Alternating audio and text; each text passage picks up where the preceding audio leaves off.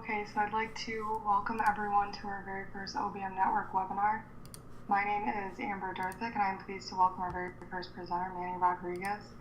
Manny is the Vice President of ABBA Technologies and the President of the OBM Network. Today he will be presenting on how OBM can make a positive difference in the workplace, as well as providing a glimpse into the past and future of OBM. And we'd like to thank you for your time today, Manny, and now I'll hand the talk over to you.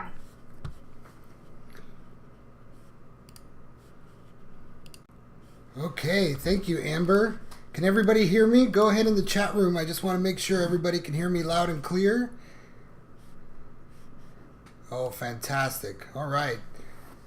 This is being recorded. We are not recording the chat room or the attendees list, but we're recording everything else you see on screen.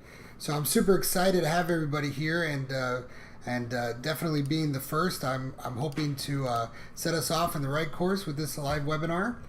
As Amber said, my name is Manny Rodriguez. As the title of the talk says, we're making a difference in the workplace, past, present, and future. So I'm really excited about today.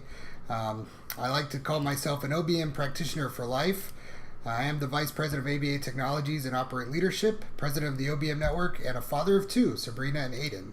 So I'm super excited to do this. Let me first start by saying thank you to Amber and to a couple other folks in the OBM Network officers, Rachel, Kyle, Josh, Thomas, Brandon, and John. They've been a huge support system in making this happen. And so I just wanted to say thank you very much. Before we get started, this topic, I have several influences for this presentation. First and foremost, my own mother, Maria, whose Cuban descent, was born and raised in Cuba and came to this country in the 60s with a fond appreciation for history. So growing up, she was definitely an advocate for me to learn everything there was to know about history, the history of Cuba, the history of the United States. And so that's a big influence of why I like the topic of past, present, and future. And then my own daughter, Sabrina, that's her picture there. She's 4.5 years old now, and she's a super inquisitive little girl and loves to ask Daddy, what do you do for a living? What do you do at work? And why do you do that? And where does that come from? So all of that is very much influence of this talk today. From an OBM point of view, there's lots of articles out there, such as volume 20 of the year 2000, that dedicates time and energy and effort of authors in the OBM world, in the OBM community, to talk about the past as well as predict the future. So that's been a major influence for me as well, and particularly this talk, Dr. Alice Dickinson's article, The Historical Roots of OBM in the Private Sector. That was a great article. If you haven't read it, I sincerely hope you do. And then over the years, as you can see through this timeline here, from 1978, the original cast members that started it all the way to 2012, there have been article after article talking about the history of OBM, kind of looking at and analyzing, reviewing what we do and how we do it. And so it's all really excited. It's excited me over the years to really read these pieces of work and talk about the history and learn from our own history. So we're going to start with a little bit of a poll question. I want to see where you are in the world today. So we have about 16 people in the room, and there's more people coming in from time to time. So we'll let them in as we go. But go ahead, in the bottom left-hand side of your screen, you should see a poll question. And you're just answering 1 through 7. Where are you in the world today? Are you in North America, South America, Europe, Africa, Asia, Australia, Antarctica? Take a moment. We're just going to look for as many as we can out of the now 17 people that are here. So really excited. We are recording this again, so if for anybody that missed it, they're gonna be in tune as well. So 100% is in North America. It's good to know, and should come as no surprise as OBM was founded in North America. Now, let's do another question here. So, what decade did you first begin working as a professional in your chosen field? Was it the 70s, 80s, 90s, 2000s, or 2010 to today? So just want to get a general gist of what era, if you will, what decade, as we're going to talk about, the history here. We do have John is here in 1965. John didn't have the 60s. Go figure. I missed a decade. Good call on that, John. So I should have an other button. All right, so we're pretty close to getting everybody in there. So it looks like 2000s, and then also present day is the majority of the folks that are here today, with a couple of exceptions in the 70s and John in the 60s. So way to go, John. Way to go. All right, last poll question I want to ask the group here. Have you ever learned about the history of OBM, either reading or a course or a mentor?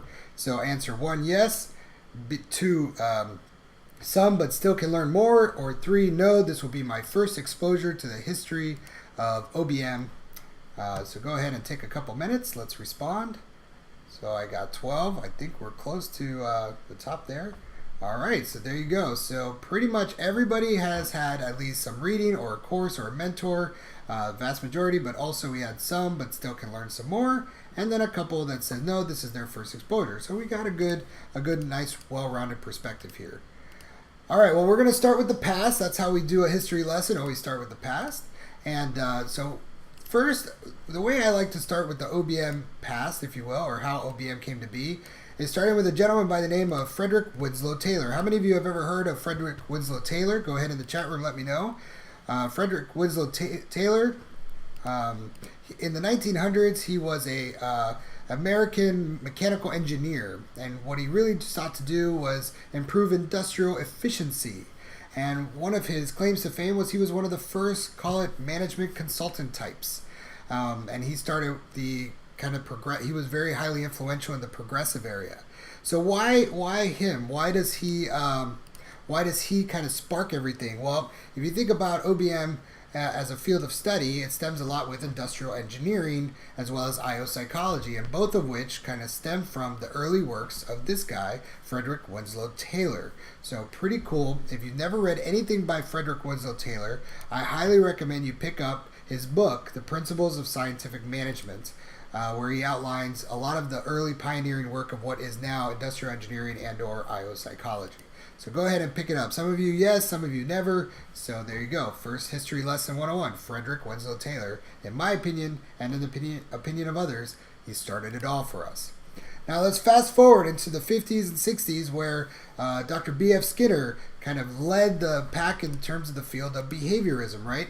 So B.F. Skinner wrote a couple of books that I think, and other things in the OBM network, are very influential into OBM. The first one was The Science of Human Behavior. Anybody here read that? If you have, you probably remember one of the chapters talked about economic control. Economic control, which was about reinforcing behavior with money, schedules of reinforcement in work context, behavioral economics, right, and the matching law. So all of these factors in the science and human behavior in Skinner's work still talked about behaviorism and applied behavior analysis in the context of the workplace. Really cool stuff. The next book, called The Technology of Teaching, was in 1968. And one of the things that he incorporated in there was 3 specific articles that he wrote prior to the publish of the book. The first one, The Science of Learning and the Art of Teaching. I mean, what a great article, and it really talked about learning and development. Teaching Machines, which was all in the world of education, right? But it was about mastering fluency, right, using teaching machines. And then my favorite article in 1965, Why Teachers Fail, this in the Saturday Review. So all of these have a lot of parallels to the workplace, and so these are 2 early works from B.F. Skinner that I felt were very important to the kind of the premise and the infrastructure of our history. All right, so I want to talk a little bit about the first article that I've ever read, and that was The Psychiatric Nurse as a Behavioral Engineer. Anybody here ever read that one? By Ted Allion and Jack Michael. It's one of my favorite articles. It was the first article that I read when I was in undergraduate school by Dr. John Bailey, and one of the things I felt was really important in this was I learned very early on the applications of working with adults who are employees of a company to make a difference in the world, in the lives of people that they serve, the consumers themselves. The other thing I found interesting too was in this article, they also talked about, they asked questions of the nurses to see the social validity of the interventions that they chose. And what was interesting about that, it's quoted in the article towards the end, that the nurses recognized that there was behavior change in the behaviors they focused on. However, the patients were still, quote unquote, psychotic, meaning they weren't really that much different after all the intervention. What I loved about that from an OBM perspective is how much focus we have on social validity. And it really stems from early work like from Ted Allion and Jack Michael about really understanding from the perspective of the employees what matters most in terms of behavior change and making a significant difference. Now, there was an article in 1961 that was published in the Harvard Business Review called Of Pigeons and Men. Have anybody ever read this one? Owen Aldous, Pigeons and Men. One of this article, if you haven't read it, I highly recommend you Google it, just the title itself, and you will get there's a PDF version somewhere in the internet world. It's a great article, and one of the things that it does is it discusses the benefits of experimenting with schedules of reinforcement in industrial organizational settings. So things like pay schedules, continuous reinforcement ratio. And this was a conceptual article. So he was taking the work of B.F. Skinner and the work with pigeons in particular and really kind of dissecting how it could apply in the workplace. And I just had to pull this quote. It was a great quote where it says, "One important problem for the future is that of learning how to make jobs so interesting that threats can be held to a minimum." Remember, this is 1961. "The challenge is to motivate by positive rewards rather than by negative punishments or threats of punishment." So even in 2017, we still see threats of punishment, a lot of negative reinforcement in the workplace, and this is back in 1961. So this is a fantastic read. Again, if you haven't read it, I think it's an early antecedent to our history. All right, so again, I already asked the question in the chat room, so we'll skip this poll, and we'll go a few more years later into 1962. And you probably, for those of you that don't remember 1962, this is when Elvis was king, and also the Incredible Hulk came to the publications in the comic books, and now we're still talking about Incredible Hulk in the movies. But for OBM, in the history of OBM, 1962 was kind of a pinnacle year because it was the establishment of the National Society for Program Instruction, which today is now called the International Society for Performance Improvement. So in the chat room, how many of you have ever heard of the International Society for Performance Improvement, ISPI for short, or maybe you remember the National Society for Program Instruction? So I got some chat going. That's fantastic. This was a great society back then. It was also a society that it was established due to, you guessed it, B.F. Skinner's work in operant conditioning. So we got a couple members of ISPI. Fantastic. All right, let's go a few years later. We're going into the 70s. This is when John Travolta hit the scene with Saturday Night Fever, and also the Rubik's Cube hit the toy stores, and people to this day still can't solve the Rubik's Cube, but I digress a little bit. So in 1970s, what was interesting is the work that was happening through B.F. Skinner and some fan favorites that you probably are familiar with. They were really going more into the world of business and applying behavioral science in the workplace. And I found on YouTube a link. The link is right there. I don't know if you can activate it, but you can just write it down or copy paste it or go ahead into another screen. But this YouTube video is available as of yesterday at B.F. Skinner, Business, Behaviorism, and the Bottom Line. And this was an interview that was conducted in 1972. They were interviewing B.F. Skinner, as well as Ed Feeney was highlighted. And Ed Feeney at the time was the vice president of Emory Air Freight. And they were highlighting and discussing the applications of behavioral science in the workplace. If you got 25 minutes of your time, I highly encourage you to watch this video. It's a great video. All right, fast forward into the 70s, a gentleman by the name of Dr. Dale Breathauer. Anybody here know Dr. Dale Breathauer? He was a Western Michigan professor, also a pioneer in our field. He wrote a book called Behavior Analysis in Business and Industry, a Total Performance System. Okay, a few of you do know him. Great. So in this book, this was an early volume that offered a model for analyzing performance in organizations, and he did it through behavior analysis. And it includes things like the applications of the antecedent behavior consequence model, right? That whole paradigm of looking at the workplace in the three-term contingency. So Dale Breathauer may be the first person to actually publish a book in this application of behavior analysis in the workplace. Now, a couple years later, 1973, that Emory Air Freight came back and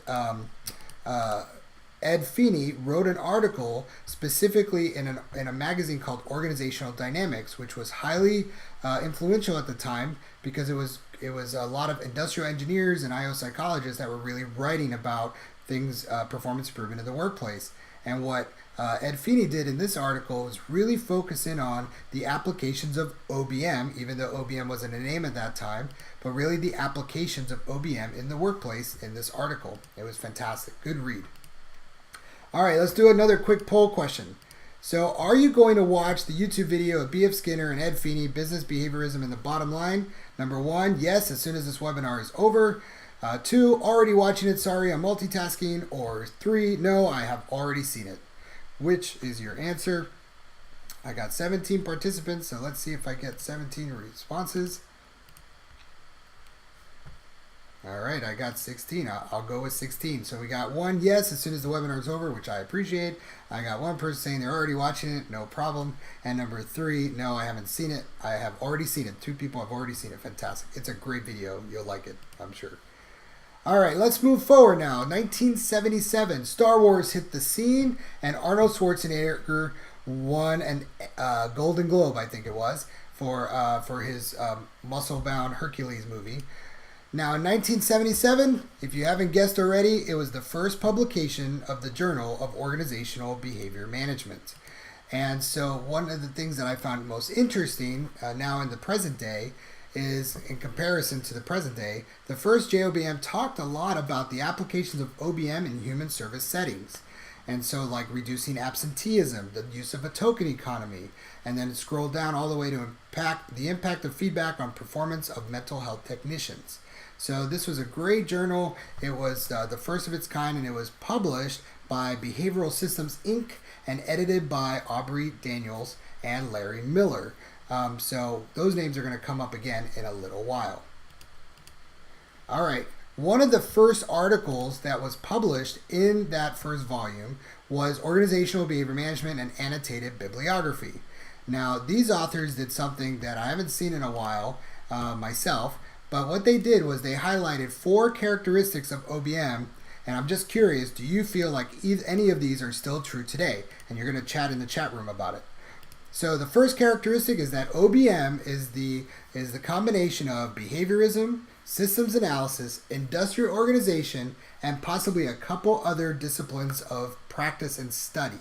So go ahead in the chat room. Do you feel like that's still true today based on your knowledge of OBM? So that's characteristic number 1 according to those authors in 1978. So fantastic. As you're chatting in the chat room, I'm going to go on to the second characteristic. The use of technology in other fields, things like management information systems.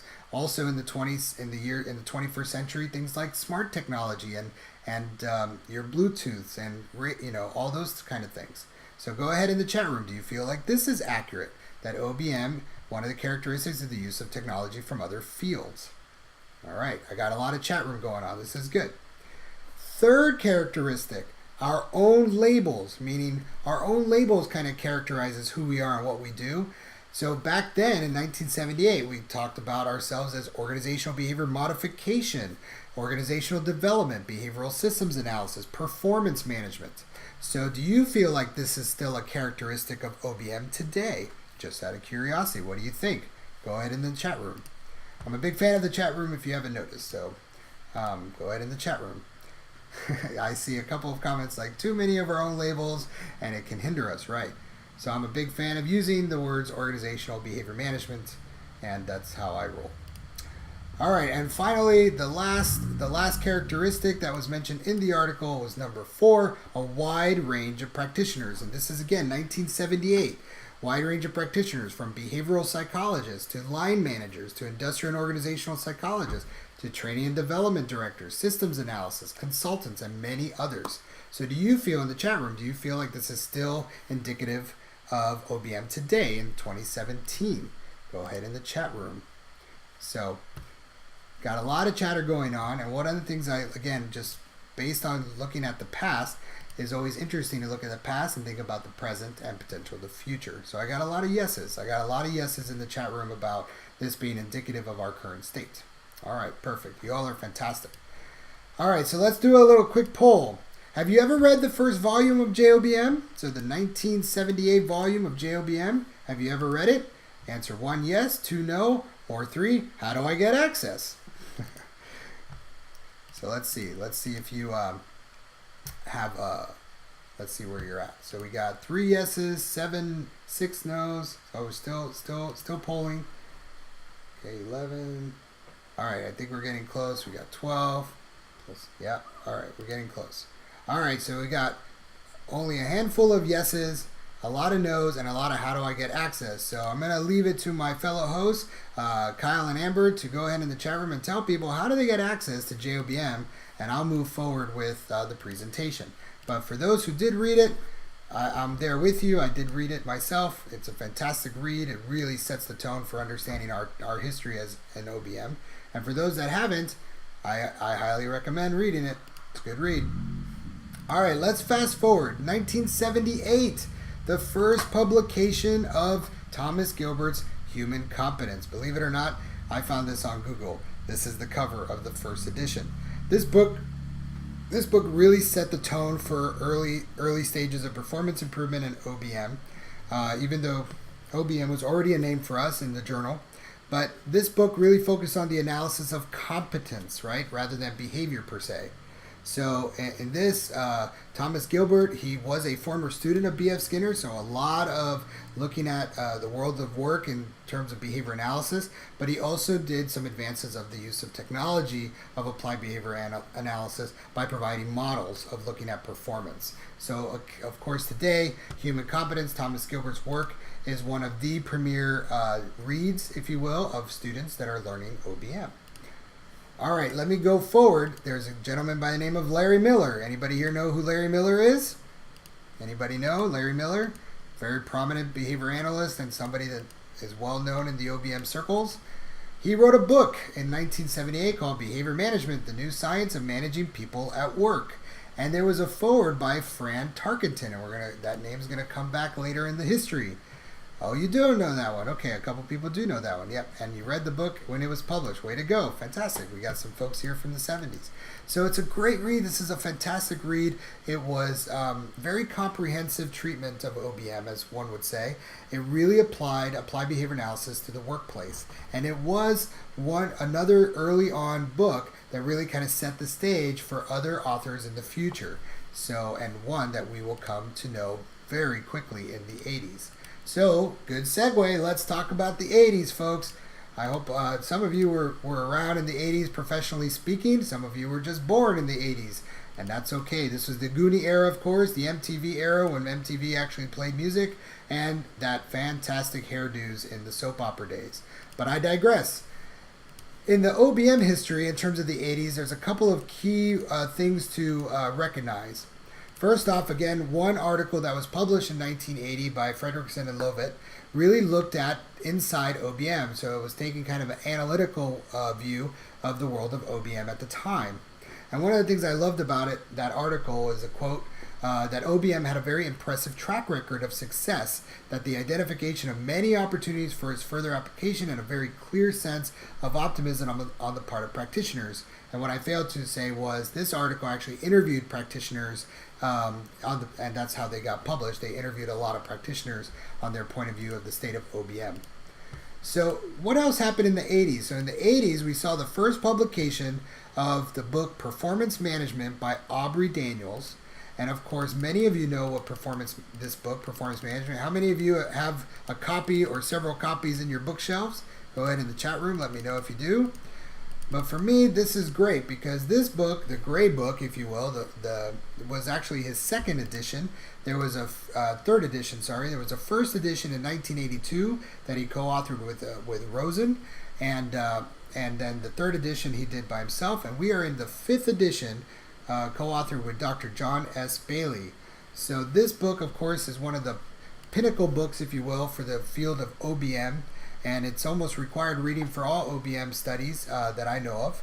And it looks like everybody here has almost has a copy or needs a copy, and you just keep giving yours away, one of our participants said. So, but yes, so there is definitely a lot of utility in this book, and it's gone through the ages. It was actually written for a business audience. It wasn't technically written for ABA, OBM students, if you will, or graduate programs of ABA, Applied Behavior Analysis, or OBM. It was actually written for a business audience. So a business manager, an executive picking up this book and really doing some magnificent things with it. So one of the things that also happened in the 1980s was a couple of articles that talked about certification in OBM. So really looking at how should we certify practitioners in the field of organizational behavior management. And I found that to be interesting because for as long as I can remember being a practitioner and member of the OBM network, certification has come up quite a bit, whether we should become certified professionals or not. So rather than go into detail of what these articles says, I want your opinion. So do you feel there should be a professional certification for OBM practitioners / researchers? So answer 1 yes, 2 no, or 3 maybe. So go ahead and go in the poll. Let's see what you come up with. It's just more of a curiosity question I have than anything else. And then if you want to chat about it in the chat room, feel free. You can have a nice lively discussion about this topic, because every time it comes up, there is quite a lively discussion. So we got 8 yeses, 4 nos, and 4 maybes. So I think we're kind of split down the middle, if you will. And that is not very surprising. So let's just scroll on to the future, a little bit further into the future. 1987, everybody should be jumping and saying hooray, because it was 1987 that formally, officially became the OBM network, our network right here. So the OBM network was established in 1987, and it's been growing ever since, and I'll talk about the growth when we come to the present day. Now, one article that came out in 1989, that's again just a reflection of looking in the back, looking in our past towards the future, was a review that was actually done by some pioneers in the field, including Aubrey Daniels, Thomas McWhinney, Bill Hopkins. These individuals took some time to do a really objective review and analysis of 10 years of publications in the Journal of Organizational Behavior Management. So how many of you in the chat room, anybody here have ever read this one? This one's a great read if you haven't read it. 1989, Volume 10, Issue 1. So a couple of you maybe have. All right, perfect. One of my favorite quotes in this article was, JOBM is prospering and maintaining a high degree of fidelity to its stated objectives while innovating and broadening its scope. It's a great read, and what it really fundamentally did was look at the past 10 years and say, man, we're doing pretty good as a field of study, a field of practice, and we're just going forward and making things go well. All right, now I'm going to fast forward. That was the 80s. I'm going to go right into the 1990s and the early 2000s. So, of course, this is the year of the boy bands, if you will, some of you know, and Friends, and, of course, George W. Bush Sr. was our president here in the United States. Since we have 100% here from North America, I figured this was all relatable. Anyways, one of the things that happened between the 1990s and the years 2000s was training for the future of OBM as a practice and a field of study just blossomed, just grew. So universities that were some of the early pioneers, like Western Michigan University, University of Nevada, Reno, Florida Tech, University of Texas, they continued, right? University of Kansas, to name another. But then we started seeing some more universities kind of come out and start teaching classes in OBM, specifically, and 2 schools, right? 2 schools or colleges were doing it. So schools in applied behavior analysis or psychology, but also schools of business were also teaching organizational behavior management as part of their curriculum. This was fantastic, and definitely something that sparked a lot of attention early on in these times to really say we're really growing, and we're growing in rapid succession as a field. We also started to see OBM grow internationally. So these are just examples of organizations, of consultancies, if you will, and organizations that grew in the 1990s to early 2000s to disseminate and to practice OBM as a profession internationally, so outside of the United States. So this was fantastic. This was excellent. Also, in the 1990s, specifically 1993, one of the largest behavior-based management consulting firms, the Continuous Learning Group, launched from the works of Dr. Leslie Wilk-Braxick and Dr. Julie Smith, who was one of our honorees a year ago. So how many of you are familiar with the Continuous Learning Group? I'm only emphasizing the Continuous Learning Group because I happen to be a former employee of the Continuous Learning Group, so I'm a big fan of their work. And of course, they have, similar to the fine work that's done by Aubrey Daniels International, which will come in a little while, they do some great work disseminating our science and really making a positive difference in the workplace. Okay, so a lot of you do, a couple of you don't, that's okay. Now, one other thing that happened in this era was, I think, one of the first times that I can remember, okay, great, someone took a workshop with them, excellent, was one of the first articles that I could find anyway that really dove deep into a basic concept and principle in applied behavior analysis, in this case the establishing operation, but looked at it in perspective of organizational behavior management. Now, that's not to say there weren't articles in the past, but this is one of those articles that really started a trend in our history, and that was done by none other than Dr. Judy Agnew, many of you may know. And just to quote this article, because it's a great article, one of the key takeaways was more comprehensive behavior analysis of organizational interventions should lead to better prediction and control of organizational behavior. So go figure, right? So if we could do our better analyses of behavior, then we could do better solutions. So how many of you have ever read The Establishing Operation in OBM by Judy Agnew? Just chat in the chat room, just out of curiosity. Again, this was back in 1998 was when that was published. All right, a few of you, most of you yes, a couple no's. That's okay. It's worth the read, folks. It's worth the read, I promise. It's a great read. All right, let me fast forward. This is now 1998. And a book that should be on your bookshelf, although it is a little bit of a read, I will admit that, is Leadership from an Operant Perspective by Dr. Judy Komaki. How many of you have read this book or have seen it, know a little bit about it? Let me just kind of dispel a little bit of the myth or the magic here. This book is an excellent read. It really cultivated how managers should motivate employees and looking at it from operant leadership behaviors. So really focusing on the specific behaviors that leaders do. And in this case, it was in the context of educational settings, but Dr. Komaki really took her research to a whole nother levels. And she really did it through a combination of behavioral science as well as some cognitive theories, and really did a nice model of leadership from an operant perspective. So some of you have read it, some of you still need to read it, some of you it's on your Amazon wish list. Fantastic.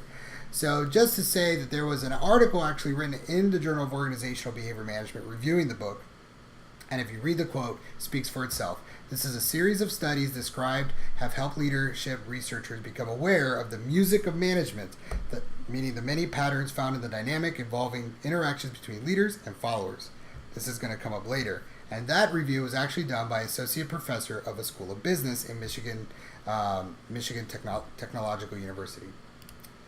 All right, so fast forward a little bit. Now we're going in the year 2000. And the year 2000 was the first publication of Dr. Aubrey Daniels, the founder of OBM, one of the founders of OBM, the first publication of his book, Bringing Out the Best in People. How many of you have read Bringing Out the Best in People? And more specifically, how many of you read the first edition in the year 2000? This is a great read, and it's an amazing way to disseminate our science in very, very easy to digest terms. And now it's in its third edition in 2016. So a lot of you own this one. A lot of you read it, not the first edition, but you've read it, and you have it on your bookshelf. Some of you still have to own it. That's okay. It's a great read. And of course, now over the years, one of the founders of OBM, Aubrey Daniels, and his colleagues at Aubrey Daniels International have really helped kind of segment the dissemination of organizational behavior management and behavior analysis in general through a series of literature from Other People's Habits, Measure of a Leader, Oops, 13 Management Practices That Waste Time and Money and What to Do Instead, and of course, the latest edition of Bringing Out the Best in People. So hopefully you have some of these books. I'm going to ask you a poll question in a little bit. But one last book in the year 2003 to be specific, was a book called The Paradox of Organizational Change by Dr. Maria Malat. How many of you have this book in your bookshelf? while you're chatting in the chat room, this book I find to be a fascinating read. It's very helpful for a practitioner. It's also very helpful for a researcher because it really highlights a very systematic approach to looking at sustainable change and looking at it from a systems point of view. So it's a great read. It's got some great stories. Yep, got some good books. So I still own this one. Yes, good. All right. So if you haven't read it, if you haven't read any of these books, that's okay. Let me go ahead and do a quick poll. Which of the following have you read or are on your reading list? I want you to pick just one answer. 7 is all of the above, but it's Bringing Out the Best in People, Other People's Habits, Measure of a Leader, Oops, Paradox of Organizational Change, Leadership from an Operative Perspective, or all of the above. And if you haven't read all of them, but you've got the majority of them, just pick number 7. But I just want to get a sense of which of the following have you read or are on your reading list. So, all right, Maria Malat, perfect. Yeah, Maria Malat, number 5. So we got, so a lot of people have number 1 is on their reading list. A lot of people have number 4. So Oops is a great book, by the way. Good book. Use it with clients a lot because there's a lot of oops still happening going on. And a few people in number 7. Perfect. All right, folks, we're moving right along. The year is 2010 to 2016, and then we're going to cap up with the future. So I'm just going to breeze through the last 6 years, if you will. There's so much history, but it just can't capture it all.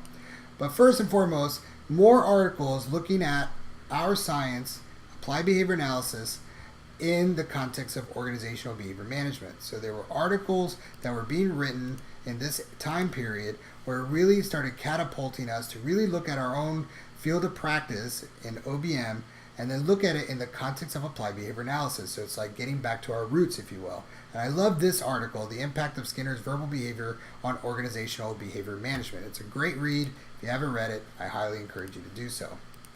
Another book that should be in your bookshelf, and I don't feel like it gets enough of attention, is The Handbook of Organizational Performance, Behavior Analysis and Management. How many of you have this book on your bookshelf today? The Handbook of Organizational Performance by Mawhinney, Redmond, and Johnson. So I got some nopes, I got some yes, I got a couple good books. Need to get it. This book, in my opinion, should be required reading for anybody that wants to learn or study or practice OBM. Everything that's published in this book takes a deeper dive into the basic concepts and principles of applied behavior analysis, but puts it in the context of the business world. And then it does a nice job also illustrating the world at work for the OBM practitioner as well, talking about sales and marketing and business development and relationship management, presenting. This is a great book. You got to get it. All right, I'll get off that soapbox. So also what was happening in this time period was more articles around the basic concepts and principles of applied behavior analysis applied to business. So in this one, this is about the motivating operation in the Journal of Organizational Behavior Management.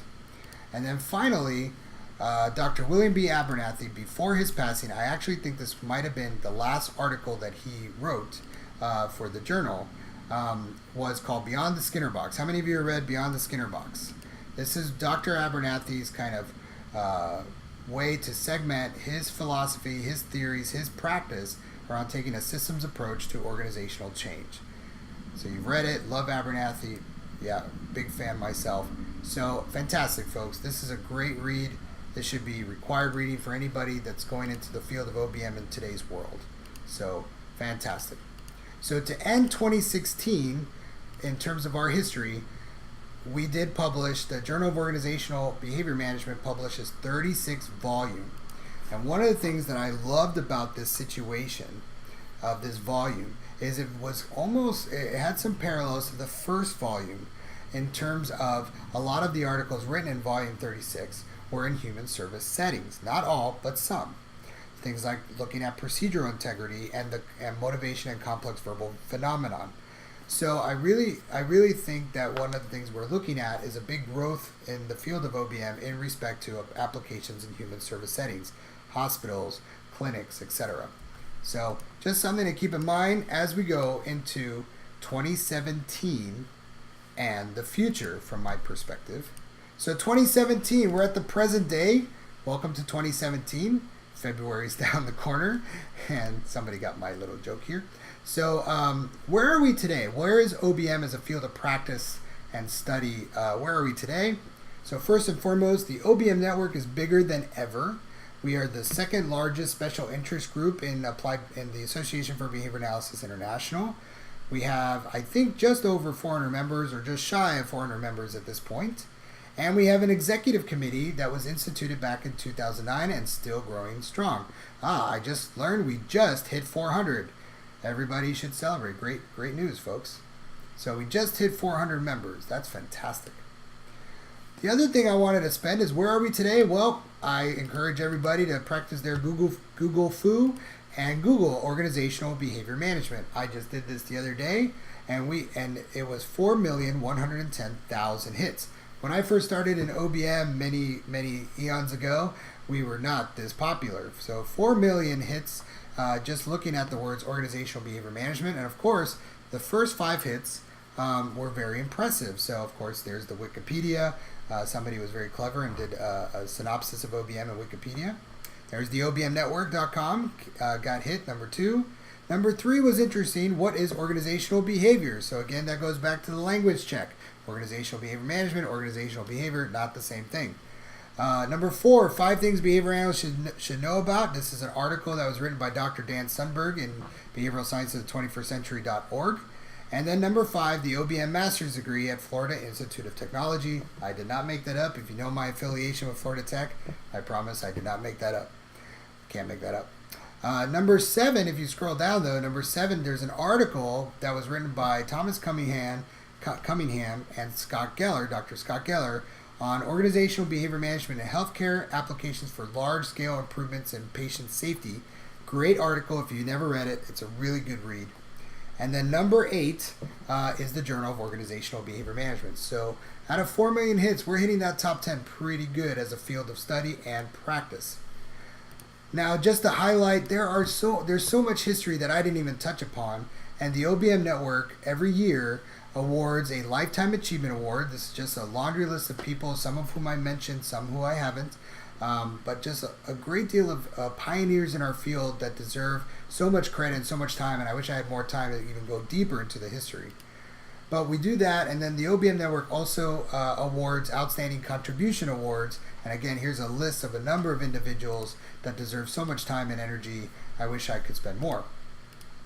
Today we do have an OBM network leadership team, so I'm a proud member of the board of directors, along with Dr. Barbara Buckland, Siggy Sigurdsson, Ryan Olson, and Heather McGee. We're the current board. And what started in 2009 was kind of a movement, if you will, to really elect some leadership roles to help drive the OBM network going forward. And that started with Dr. Tim Ludwig and John Austin as the executive director. And over the years, it's just progressed over time. And we are looking for a new president-elect for 2017 to 2019 term. So be on the lookout for that. Finally, I'm very proud that the OBM as a field of practice and study, and the OBM network itself, we are on social media. So things like Facebook and LinkedIn and Twitter and doing blogs from Behavioral Science of the 21st Century. I'm very transparent. I'm obviously a writer of many of these, and I try to communicate and participate in all of this. But there's so many people doing it now, and it's fantastic, and it's helping our growth in our current day. Finally, I want to do a quick shout out to Dr. Ryan Olson. He started an initiative called Behavior Change Innovations. It's a speaker series that's a collaboration between the Occupational Health and Science University in Oregon, where Dr. Ryan Olson is based, and also the OBM network. So there's the website there. You should check it out, and then more speaker series are going to come over the course of years. And then finally, I'm very proud to launch an initiative that I call MORE with the help of many officers of the OBM network. So we're doing a mentoring program, we're doing outreach through webinars, we're going to have a research award, and then also education through the hands-on workshops in different conferences. So this is where we are today as a field of study, a field of practice. We're doing more. And we're also seeing some things happening internationally. there is the UK Society for Behavior Analysis, for the first time ever, launched an OBM special interest group led by a practitioner named Kate Strutt. And this group is doing some pretty innovative things, very much mirroring our own history here in the United States. And so we should give it up for the folks in the UK, and really very proud to see that growth happening in our field. Sorry for the screen. The screen's probably messing up on your end too. It's on my end, my fault. All right, folks, with our last 10 minutes, I'm just going to give you some quick thoughts in terms of the future. And then I'm going to open it up to some Q&A in the chat room. So this is just some future thoughts, and just to opening disclaimer, these are my own thoughts. So not of the OBM Networks or ABA Tech or anybody I'm affiliated with. So just some future thoughts. First off, there was a OBM Network newsletter article that Giovanni Leal did an interview with Dr. John Austin, who was our first executive director of the OBM Network. And one of the questions they asked was, which emerging trends do you see in OBM as having potential within the field? And I love what John said. John said, I think we need to better understand the conditions under which behavioral techniques work, and how to create nurturing environments, so read Tony Bigland's work, and how to deploy, present, or deliver behavioral solutions. So if you haven't read this, I highly encourage you to read this article. It's a great Q&A. But when I look at the future, when I think about the future, the first thing I do is not look within our own science. The first thing that I do is I look for business trends that are happening to organizations worldwide. And I saw an article recently by entrepreneur.com. It's Entrepreneur Magazine. And there's the link to it so you can read all the details yourself. But in this article, the author, Jeffrey Hazlett, if I'm saying that correctly, talked about 5 business trends that he believes is going to take off in 2017, and I believe it's going to take off in the future as well. So number 1, elevated customer engagement, where we're really going to focus on engaging the customers in a new and novel way, specifically through digital media. So the key takeaway here was to understand that there's process is always about the customer. So whatever we do in companies, it's always about the customer. What's the customer's needs and wants and desires. Number 2, customer data collection. So this is all about studying consumer behavior, the customer's behavior. Number 3, automation. So if you remember, early on we talked about technology as being a part of the fabric of OBM. Well, in the business world, they are really looking forward in the future to automate everything they can to be more efficient, more productive, and using their resources wisely. So I think this is kind of interesting too. Number 4, crowdfunding. So how many of you are familiar with crowdfunding? It's a big buzzword. It's being very used in today's business world. Anybody here familiar with crowdfunding? All right, a couple of you. Crowdfunding isn't something people think of when talking about business. They think about it more in terms of entrepreneurs and individuals getting crowdfunded for projects and stuff. However, a lot of companies today are actually crowdfunding their own projects, product development, and in the article they even talk about venture capitalists raising as much as $30 to $40 billion in just crowdfunding projects. So crowdfunding is going to be interesting. And number 5, specialization. So we're not looking for people that are kind of broad in their scope of ability to do different things. Organizations today, and a big business trend, is looking for specialization amongst their ranks of employees. So kind of subject matter experts versus a one-size-fits-all kind of thing. So here's some of my opinion on the future of OBM. So these are just my opinions, and I want to caveat that with understanding that I believe OBM is not a unicorn that's sacred to a few people. I think it's broader than that. And so here's where I would like to see the field kind of grow over the next couple, 2 to 5 years. So OBM as a field of study, I believe we're going to see new academic programs. We're going to see more models of applied behavior analysis plus OBM education. And right now, one of the very few programs out there that do that is Florida Institute of Technology. But I think more is going to come. Third, I think we're going to see more OBM in more business schools, and we already see that from folks like Dr. Angela Levin, who's teaching in a school of business and teaching OBM, as well as others. And finally, I do believe our OBM network is going to continue to grow. We just hit 400 members, which is fantastic, and I do believe we're going to hit more than that along the way.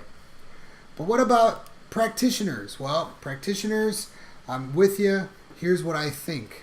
First, we're going to see some more mainstream use of the words organizational behavior management, not kind of the other language that we talked about earlier. I also see some rapid growth happening in OBM and human service settings. I also think, somebody said, woohoo, I like that. I do feel like we're going to get more deeper into the world of consumer behavior analysis. So the study of why people buy what they buy, or why do people consume what they consume. So I'm a big fan of that. I'm a student of that, if you will. I like to study consumer behavior analysis. So I do think we're going to go more deeper into that as a field of practice. I do believe we're going to focus a lot more on talent and development. So I'm not just talking about doing training, I'm talking about strategic talent development and looking for ways to integrate what we know is best practices around training development towards future talent, especially with the millennial generations becoming leaders. And in 2020, we're going to see a new generation that they call Generation Z coming into the workplace. So we need our science to focus more on talent development. Next one is innovation. So I do think that we are going to see a field of practice growing in terms of innovative ways to disseminate and utilize OBM. And last but not least, I think OBM needs to get automated. So I think practitioners need to really take a deeper dive into figuring out how to automate what we do and how we do it, because that's where the world of work is going. They're going more into automation. Heck yeah. All right, so I want you to pick one. It does say choose as many answers, but we're not fancy like that, unfortunately. So when it comes to the future of OBM, which of the following do you agree with the most? So I want you to pick one that you feel is going to happen more than others. So either new academic programs, ABA plus OBM, OBM in more business schools, OBM network's going to keep growing, mainstream use of OBM, OBM in human service settings, consumer behavior analysis, talent development, innovation, automation. What do you think? Oh, I don't even have 10 choices. Well, that's not good. I only have 7. So if you pick 8, 9, or 10, put it in the chat room, folks. That's an error on my part.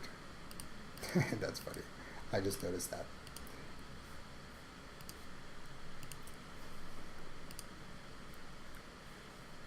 All right, so I got some answers. I got a lot of number 6, OBM in human services.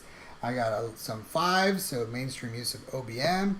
And in the chat room, I got automation, use of big data and wearables, absolutely. Training development, talent and development from another individual, fantastic. And I got some, I did get some 3s, OBM in more business schools, and ABA plus OBM. For those of you who are PhD students, when you finish your PhD, go teach in a business school. It'll be fantastic. You'll help grow the field. All right, folks. Still got some chatter going on, so keep the chatter going. But let me just say, this has been the first webinar. I really hope you enjoyed it. We got about 5 minutes left to the top of the hour, so now is the time to take any and all questions that you have. I'll do my best to answer them, but I really enjoyed the webinar. I really enjoyed the interactions. And John, you still have your notes from the 2011 conference in Tampa. Okay, great. Thank you very much, Barbara. So I'm chatting with some folks in the chat room for those that are going to watch the recording later. So any questions from the group at this time? I got 5 minutes, and I'm super interested to hear if you have any questions. All right. Thank you, Amber. Thank you very much. Amber says she really enjoyed the webinar and enjoyed all the engagements. Thank you, Rich. Really appreciate that. Good job. Excellent. Thank you. Great info from Ula. Thank you, Ula. All right. No questions? I'm open to questions. I got 5 minutes on my hands. I'm good to go for 5 more minutes. All right. I got one question from Aaron. What can we look forward to at the conference? What a great question. So we have a OBM Network conference coming up in Miami. We have some really cool things happening in that conference. So I'll give you some of the highlights. The first is there are 3 tracks. There's a human resource track for the HR professional. There's a human services track, which is all about looking at OBM applications in the field of human services, whether it's hospitals or ABA human service centers. And then the third one is occupational health and safety, where we have a number of presentations looking at health and safety in the workplace as well. So that's really key. And then the 2 things that I'll highlight is we have keynote speakers, two two keynote speakers that are phenomenal pioneers in our field. First is Dr. Carl Binder, who's a huge name and pioneer in the field of performance improvement, studied under Thomas Gilbert, a name that I brought up in this webinar. And then the second person is Dr. Julie Smith, co-founder of the Continuous Learning Group that I mentioned in the webinar. And Julie's just a fantastic individual. So those keynotes are going to be fantastic. So those are kind of the highlights. And of course, there'll be a lot of networking opportunities where we get to mix and mingle with practitioners and what have you. So great question there. Great question. So let me see. There was another couple questions. How would you go about finding employment in human service side of OBM or talent development? What a great question. So one of the things that I would do is more and more on the human service side, there is a great deal more interest in OBM than ever before. So the way that I would look for jobs is I would look at either an HR function or a training development function. And in some cases, like big hospitals, they have what's called organizational effectiveness as a function. So if you look functionally, if you will, those are where the jobs for an OBM practitioner would sit. So that's where I would start. And if you're looking, there's definitely opportunities in the human service side of things. So hopefully that answered your question there. So let's see, I'm looking for more. I'm looking for school-based applications. All right, school-based applications, that's a really interesting topic. I actually co-authored a book called Quick Wins, which is all about OBM applied in schools. So I'm very proud of that book. You own it, fantastic. Thank you very much, that's cool. It's like one of my first books. I'm really excited about that. So yeah, so there is a great body of literature of OBM applied in schools, but it's like hidden. You got to like find it. So if you email me after the webinar, I'd be happy to send you some resources your way. Yeah. Oh, and you're friends with Paul. Perfect. How cool. Paul's great. So I saw a couple other questions. Let's see. One other question. How would one go about finding employment in human service side of, okay, I already answered that one. I Nicole Gravina at the first Iowa ABA conference. She stole the show. All right, you had Nicole Gravina. That's fantastic, John. Am I emailing a PowerPoint? The PowerPoint presentation, and we are recording this video, will be made available through the OBM Network website, and we will email the PowerPoint slides to everybody that that participated, and for those who haven't, they'll be able to access the video on the OBM Network. Yeah, great question. Oh, Rich asked, why do you think OBM has had such difficulty breaking into the mainstream? Oh, sorry, Rick, I missed your question. It's a great question. So in my opinion, I think the difficulty comes from communication and language. So when you think about the folks that have done a really nice job, like Aubrey Daniels International and the Continuous Learning Group, they're not using the terminology organizational behavior management. So Aubrey has famously pioneered the terminology performance management, hence the book is called Performance Management, and his workshops early on talked about performance management. CLG for many years talked about performance improvement. They also talked about behavioral improvement. So the focus around organizational behavior management just never landed, in my opinion, in mainstream because the terminology was just never used. I think that's one reason. The second reason I would say is also when you think about OBM as a field of practice and study, we look at it in terms of various disciplines like the performance management or the individual performance level, behavioral systems analysis, so the systemic level, and then applications of those two like safety, consumer behavior analysis. I'm trying to think what else, talent and development, right? So I think what's also happened, and it's not helped us at all, is breaking into mainstream. A lot of times when you go mainstream, it's got a laser sharp focus. It's very clear and concise on the application. For OBM as a field of study, we're kind of in various different disciplines. And so for each of those, we're talking a certain way to get into that market or to be part of that market. So I think that's another reason why we've struggled over the years. My hope is that for our future, we become very proud and very disciplined in our use of the terminology organizational behavior management and really understand on driving the communication of what does it mean? What does OBM mean? What does an OBM practitioner do? And how can we make a positive difference in the workplace? So I hope that answered your question, Rick. And sorry I missed that. All right, we're at 1 minute over the hour. So last call, folks. Any last minute questions? If not, just say no more questions. But I just want to make sure we got 16 participants. You all have been fantastic. Barbara, I'm looking forward to seeing you and meeting you in person, Barbara. That's great. Carolyn, thank you. No problem. Thank you very much, Catherine. So just chatting with people in the chat room, this has been fantastic. Thank you. Thank you, Natalie. I had a lot of fun, folks, so I really appreciate your time and your energy today. Thank you, Brandon. And thank you again to the OBM Network. I really appreciate it. If you do have any further questions, folks, you can feel free to email me. We'll provide the email along with the video link and the presentation as well.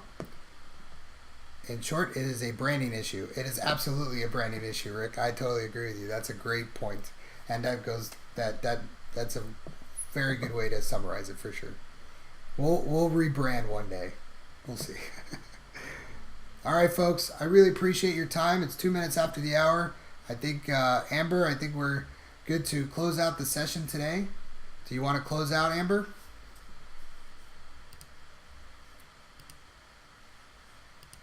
So Amber says we will get... We just want to thank you guys all for joining in on the talk. And as I said in the chat, we'll get this video posted to YouTube as soon as we convert it over. And we'll post a link to the YouTube on the OBM Network Facebook page. So thank you again, Manny, for your time. My pleasure. My pleasure. Thank you all. You have a good day. We'll talk soon. Be well. Thank you for joining.